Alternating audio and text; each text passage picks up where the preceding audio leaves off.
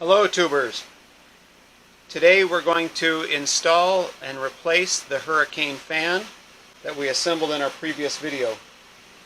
The fan that we assembled right here, and it is going to replace the one at the back oscillating up and down. As we previously discussed, this is the hurricane. So you can see it there. Hurricane digital oscillating fan, 16-inch, with the Super 8 configuration. I really like this fan a lot. It has a lot of features that a lot of other fans don't have, that are of the cheaper varieties. For example, it has a remote. As you can see inside this grow room, it's very difficult once I put my net in here to get back to the fan. And so I'm not going to be able to get in and adjust my fan speed very easily. So the remote is pretty essential in this situation. Likewise, the Hurricane Super 8 fan does exactly that. It moves in a figure 8 pattern. And the figure 8 pattern, just like my hand is moving, it's supposed to move so it creates a random wind direction instead of just moving side to side. The other thing it does, it has a natural wind setting where it speeds up and slows down the blade, and so the wind speed is variable speed, as well as moving in the figure 8 at the same time, creates random wind flow and wind patterns inside there, so your plants are a lot less likely to get wind burned. As you know, fans are super important in a grow room. One of the big things we're trying to do with fans is recreate the natural wind that we get outside, so that natural airflow with the figure 8 pattern helps quite a bit. This will help protect the plants against mold, especially things like bud rot, white powdery mildew. That fan's on a little high. You see how hard those single leaves are moving there. But what you want to do when your fan is moving correctly, you want to see a nice easy breeze flowing across all your leaves all the time, and you can see some movement on all your leaves. If this happens, not only are you less likely to get those molds, you're less likely to get pests like fungus gnats and spider mites. It'll help circulate and regulate your humidity and heat, and strengthen the stems. Humidity is really important because it keeps the leaves dry on the plants. So when we keep the leaves dry, they don't perspire as much, and it keeps your humidity in check. Let's go ahead and shut off that fan, and we'll go ahead and have a quick look around.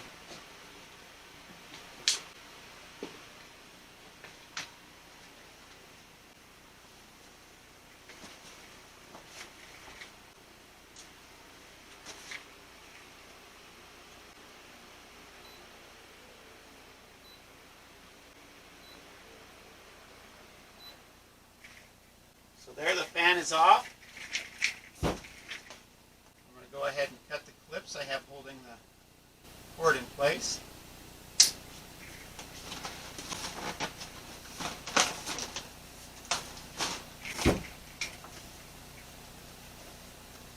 Get the extension cord out.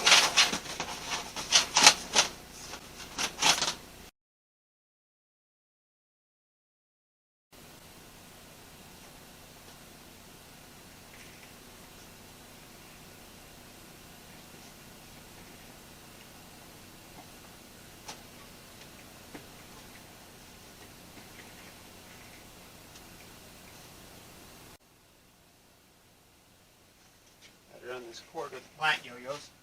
So the fan itself is just going to lift right off. That comes off. And you can see the clip with a little arrow that is used to install it. Go ahead and bring the fan back out here. That's all that there is to removing the fan. Now, because this is already assembled and we're replacing one that's in place, I don't have to install the clip, which comes in the install kit. So we'll go ahead and open it up and let everybody take a peek. So Hurricane sends you everything you need to mount it to the wall. I have mine mounted into a 2x6 stud behind there, so I didn't have to use the wall anchors they send. But they send wall anchors and screws, as well as the wall mounting clip. So how it works, You decide where you want it on the wall. I like mine nice and center. I held my fan up there to make sure that I had enough room for it to swing back and forth in the figure 8 pattern. And then I measured, put 2 marks. I drilled a pilot hole, and then I screwed it right to the wall. Notice this. If you look at this, this piece is not straight. It's kind of tough to see with the grower light. There you can kind of see it going away from you. See how it kind of tapers in? That means there's a top and a bottom. Super important. And if you look at it just right in the light, you can see there's an arrow right there.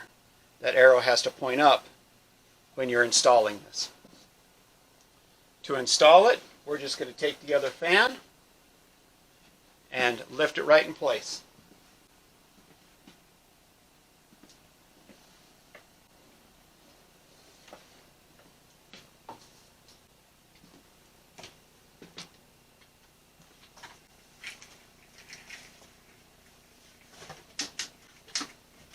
Look right in.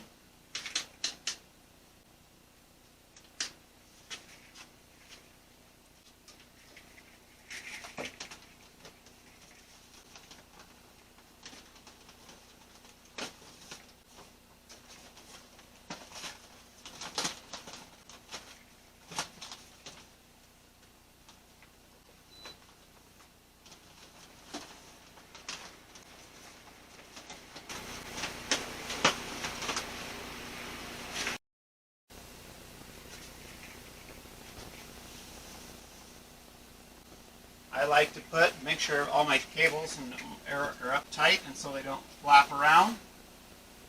I'm going to put a tie wrap on here, just to this eye bulb I have here, so it doesn't fly around here, get out of control. And then we'll talk about the controls and the speed of the fan here in a minute. Back out.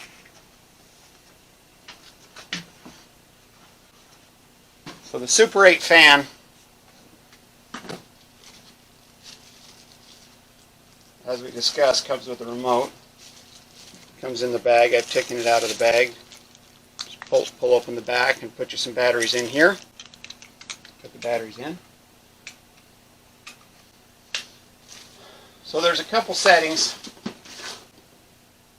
I'll hold this up here, and this comes in your manual. I've just got the Super 8 manual here. I'll lift this up so maybe we can get some little better light. So there's the manual. And on page, they're not page numbered, but in the manual, there's this page which talks about the settings of the fan. So we want 2 main things. One is the mode button. There's a mode off button, and we want to hit that twice.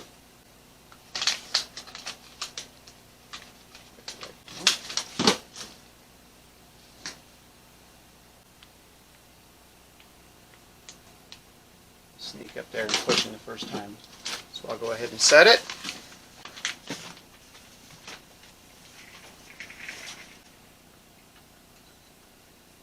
So that's the on button.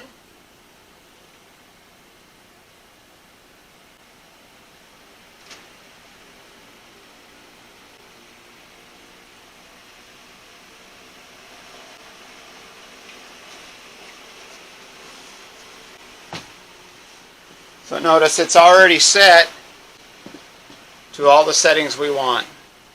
Notice the fan itself is moving in the natural figure 8 pattern, where it comes over, lifts up, moves across, it's moving down, and as it does this and creates the random pattern, I don't know if you can hear it, but the fan blade itself is speeding up and slowing down as it moves to create a natural wind and a natural airflow for the plants, which makes them much happier.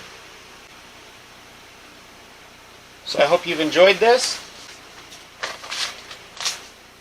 If you have, please take your time, hit the subscribe button, hit the like button, and please go ahead and send me an email if you have any questions or would like to suggest any comment. It's tatergreens@gmail.com. Thank you.